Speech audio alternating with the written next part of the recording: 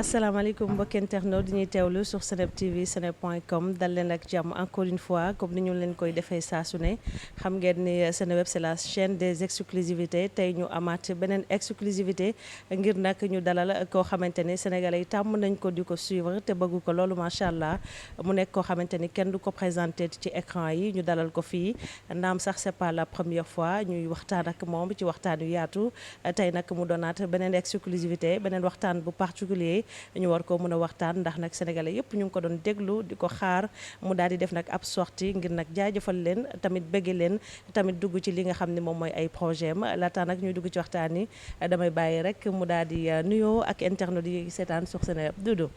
waaw si sa Zey maa ngi lay ziar dalal ak ci am. waaw maa ngi lay fay di nuyu sénégalais yëpp. waaw di jox ku nekk sa wàccuwaay xam naa ni namoon nañ ma maa leen raw. donc tey ñu ngi fii pour waxtaan et wax leen ci la lañ nekk ak ci la lañ jëm incha allah.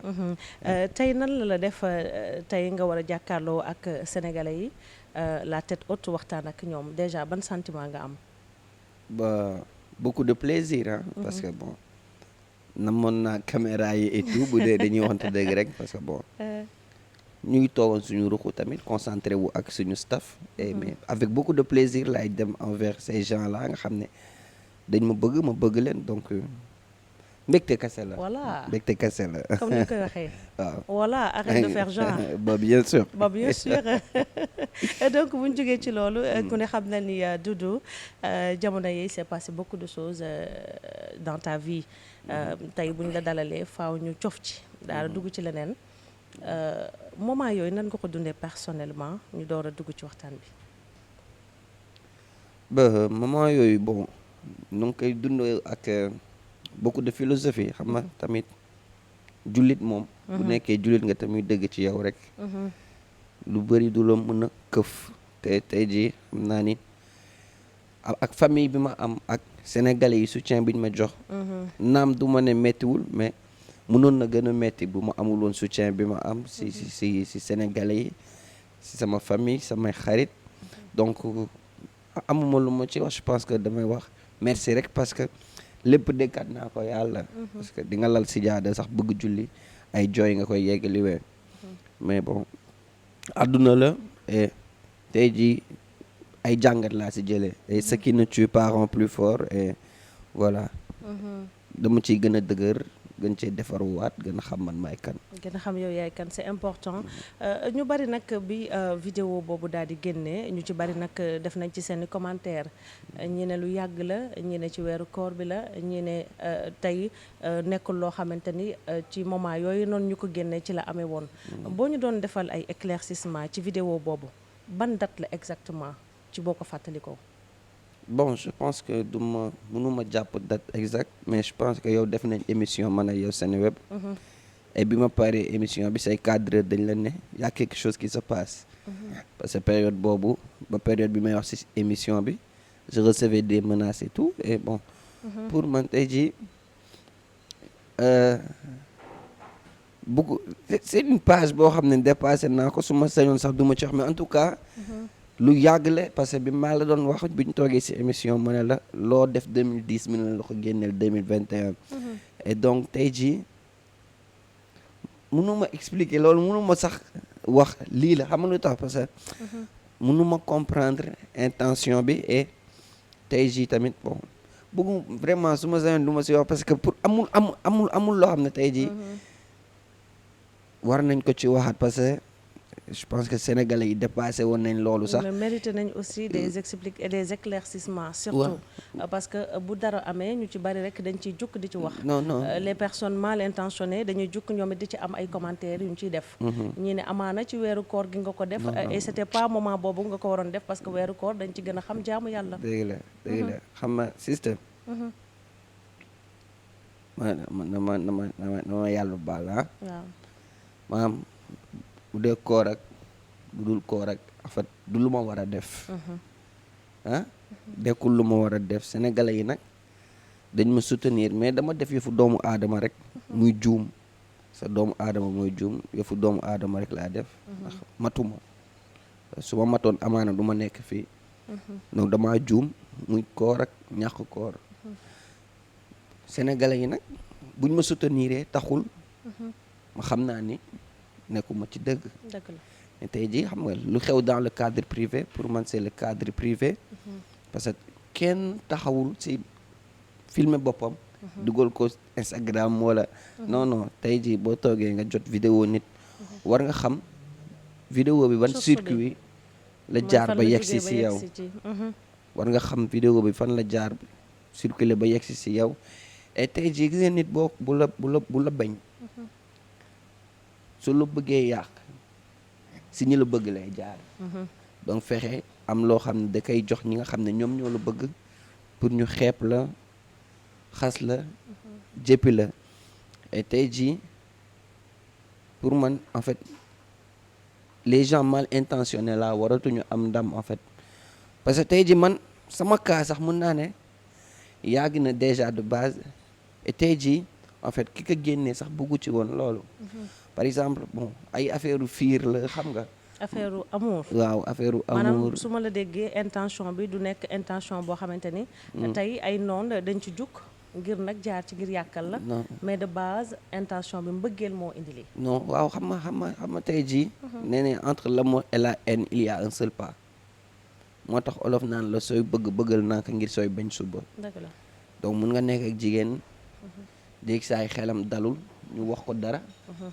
mu gëm ko mu woola jotu la fekk ngay liggéey mu réagir à chaud mu réagir si yaram bu tàng mais bi muy réagir peut-être yaakaarul woon sax li muy def dina yegg foofu mais xam nga boo génnee dara yow nga mer nga teg ko si loxo nit mais fekk yow si ki nga ko teg kooku bëggul nit ki waaw kooku da koy taas léegi mën na ko yónnee 10 nit 9 nit ci bëgg la kenn ki bañ la ki la bañ xam keneen ko la bañ yow di koy yónnante et tey jii pour man en fait li ma doon wax rek du cybercriminalité cyber haine la mooy tey jii nit koo bañ fexe am dara loo ko yàqee am looy yàqee deram am looy defee nit ñi xeeb ko pare nit yi dañuy mel ni ku ci ànd ak yow donc pour man loolu malheureusement génération boobu laa bokk génération wili pane nit génération iñaane nit génération bon sa morom bu amee mettit yow nga ciy reetaan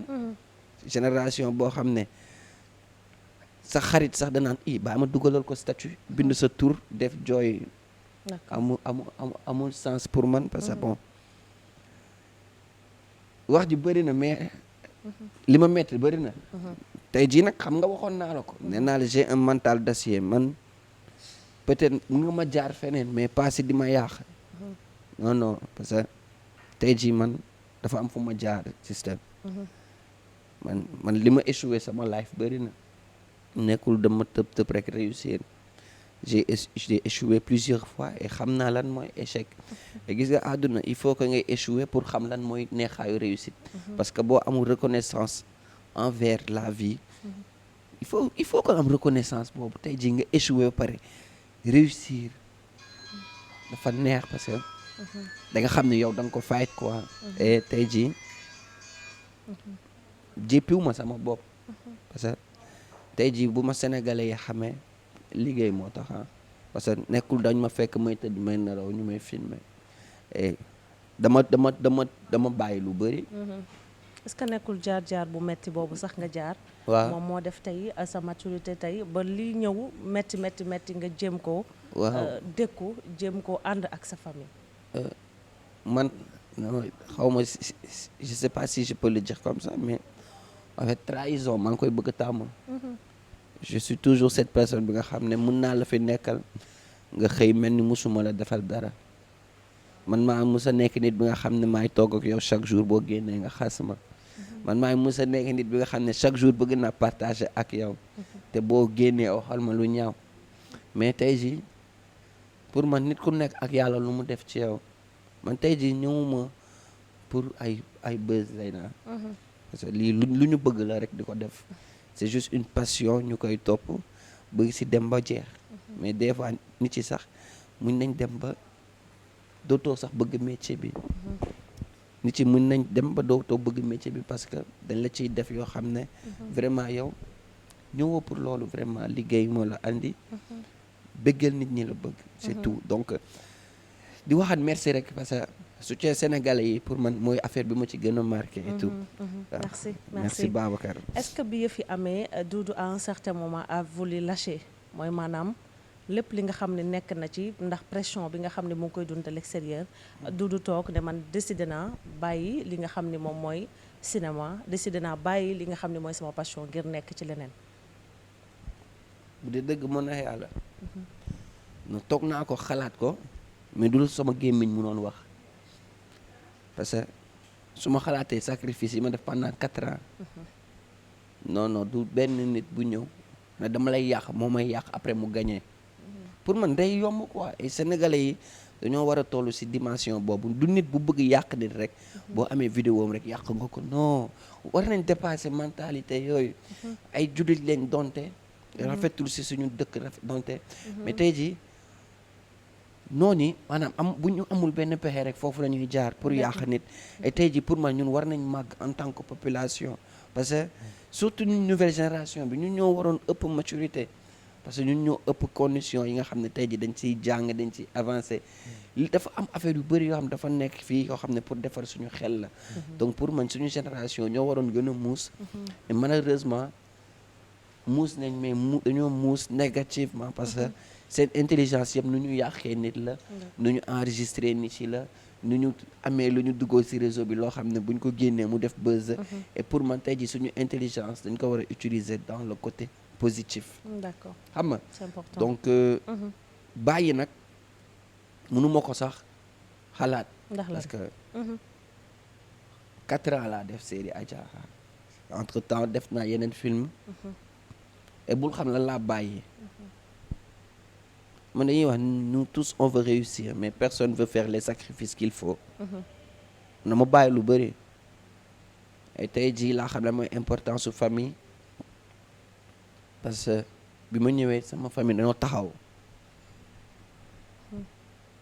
ne ma yow da ngay yeggali yow tu n'arrêtes pas et gëmloo ma sama bopp sénégalais yi gëmloo ma sama bopp et tey jii nee naa la sama carrière commencé gul woon mi ngi doog a commencé tey bu nekkee ma def la ñuy bañ nan ma rey parce que man après comprendre tout ma parce que dafa am benn genre acharnement. da nga jàpp ne dañu acharné wu ci yow. à ce que ñu def lu ne. waaw mais yàgg naa pour Doudou bàyyi. yàgg naa pour Doudou abal leen.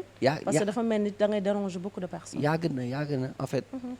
xam nga am na nit yoo xam ne dañ lay bañ te defoo leen dara.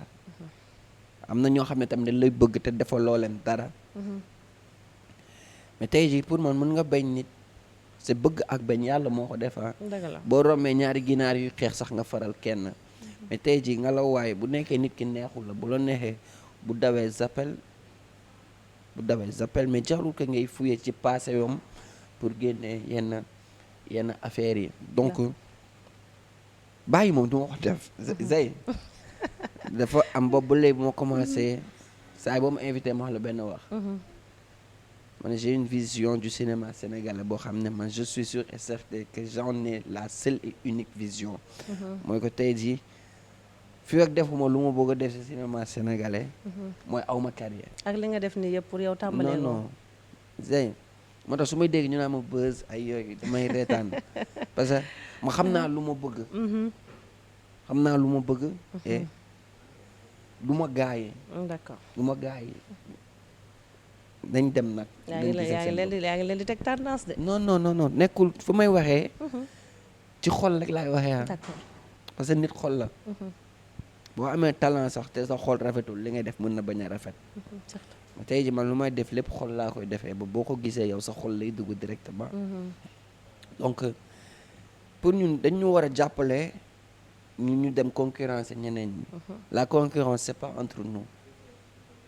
marché sénégalais gagné nañ ko ba pare sénégalais yu bëgg nañ cinéma ba pare donc tey jii lan moo des mooy ñu booloo xam nga kii jóge fii jeu fële waykat bi way kële ñun ñëpp booloo après ñu mën a àndandoo dem songu yeneen plateau la yeneen scène xam nga loolu mooy avancement art mais pas ñu nekk suñu biir chaque jour kii di en kii di soxore kii pour man loolu amul benn sens. c'est important bu nekk ay kàddu yu am solo yi nga xam ne du yëkkati na ko ci ambition am ak fi mu bëgg a yegg ci wàllum cinéma wax na léegi y a un moment yoo xamante ni bëggoon na bàyyi waaye nag ci soutien famille ak sénégalais yi day nekk ba tey ngir continuer li nga xam ne mooy ay ambition bu loolu weesoo ñu bari dañu jàpp ni vidéo bi da nga ko def yow kase tout seul mu fuité sa téléphone wër ci réseaux sociaux yi ñii ne yow kase yaa nekkoon ci sa nekk wala nag sa rukk def la nga def affaire yi daal di génn te tayu la ñu ci bari mu mel ni li nga wax léegi sa biir wax da nga wax ni dafa am ñoo xamante ni dañ la tendre piège ngir am vidéo boobu ngir génne ko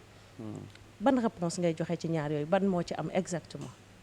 bon sister bu nekkoon dama dem ba koy def man kese lan laay vidéo sama bopp ah donc pour man nag pas c'est du passé xam nga y a pas besoin de remuer le couteau dans la plaie mais dama nekk ak relation ak jigéen ñu bàyyante mu def la mu def d'accord xam nga mais su ma sañoon duñ si wax parce que dama koo baal te yàlla tax dama koo baal si xol bu sedd maanaam jigéen moo nekk original yi waaw mais man maa ko baal su ma sañoon duñ ci wax parce que baal naa ko te baal naa ko muy dëgg ci man parce que jigéen la xale la et ni ma defee yëfu doomu aadama juum moom noonu la defee yëfu doomu aadama juum man jéggal naa ko képp ku ci musa wax jéggal naa la man bu ma sañoon mooy damay focus ci lu des sama àdduna. actuellement moom comment elle se sent am na ay regrets.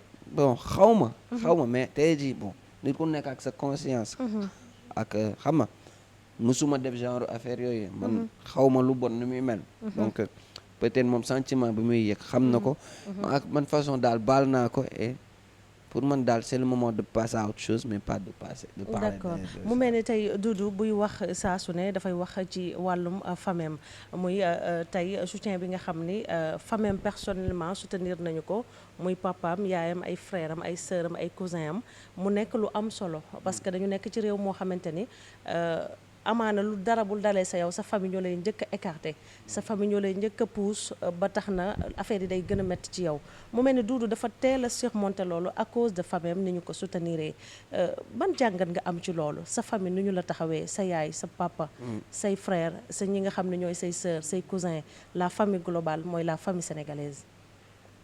Zé moo xam lan moo tax sama famille du ma jàppale mooy ko man du ma leen laaxatu man sama famille rek laa am j'ai que ma famille et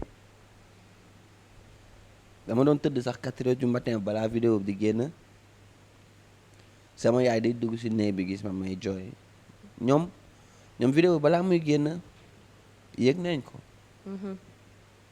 et woon naa leen ma ne leen bon ma woo sama papa woo sama yaay na ko am na nit bu may menacé bon lu su mënti am baal ma àq balaa muy génn te nga xam ne man du ma doon sa doom bu lay teg gàcce sama borom jom laa man sama famille rek laa am si man sama yaay ak sama papa ñooy sama meilleur ami et tey ji amaana sax day toog ay mois duñ ma dégg mais su ma amee problème dañuy jug jàpp si ba tey ji am na ñoo xam ne peut-être toogoon na at gi suñu ma mais bi ma amee problème dañ ñëw taxaw et ça c'est ay affaire la yoo xam ne ay affaire la yoo xam ne émotion bi la envers ta maman waaw parce que mu ngi noonu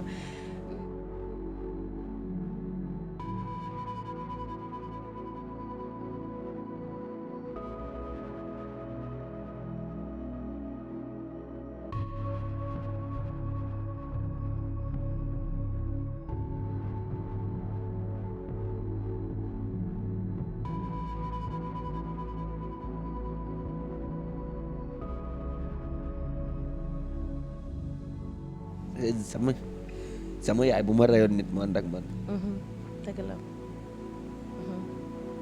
lu garaaw laa lay wax sama yaay bu ma rayoon nit mu ànd ak man sama papa bu ma rayoon nit ñu ànd ak man sama famille bu ma rayoon nit ñu ànd ak man en fait famille bu ma am des fois ma ne est-ce que mérité naa parce que ñoo xam ne la duñ la bàyyi ci dara ñëpp laa wax famille bi yëpp et loolu bëgguma di ci wax sax parce que musuma toog sax di wax sama famille ci télé parce que moom rek laa am man mën naa bàyyi lépp parce que Serigne Babacar Sy du aar du dara man sama famille rek man soxlawuma lu bëri du ma nit boo xam ne ma su ma déggee ñuy wax buzz dama xam ne xamuñu ma quoi mais maa leen di gërëm sama famille. lan ngay wax maman ak papa ñu ngi lay seetaan. non ñooñu instant yi moom bu ma waxatee si ñoom rek xam nga. vous les dites que je vous aime maman. non ñooñu. je vous adore. sama yaay saa bu ma yeewoo dama koy wax je t'aime. ndeysaan saa bu ma yeewoo man sama papa dama koy message dóor ko message def je t'aime si suuf mais saa yu ne ma yow da nga yambare quoi xam nga mais tey ci xam nga peut-être judduwuñu si société boobu. dañoo judd société boo xam ne.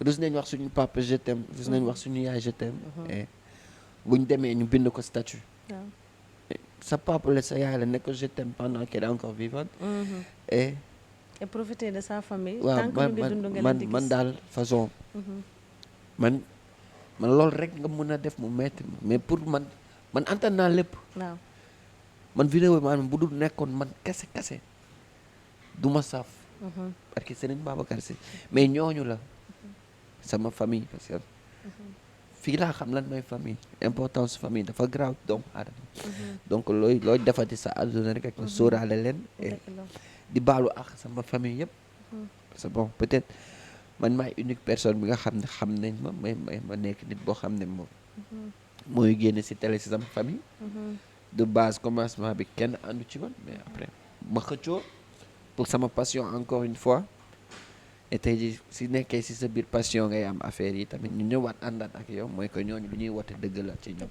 waaw mais bon ça va ça passe après man lii en fait bul ma gis mais jooy nga foog ne tu m'as affaibli non c'est la famille c'est que nit laa boo xam ne xol laa am rien ne m'a fait man su may jooy ba tëdd fii si suuf taxul ma faible mais dama am xol et pour man nit ku nekk bu nekkee yaa ngi yëg sa xol ba tey war nga sant yàlla. c'est important waaw.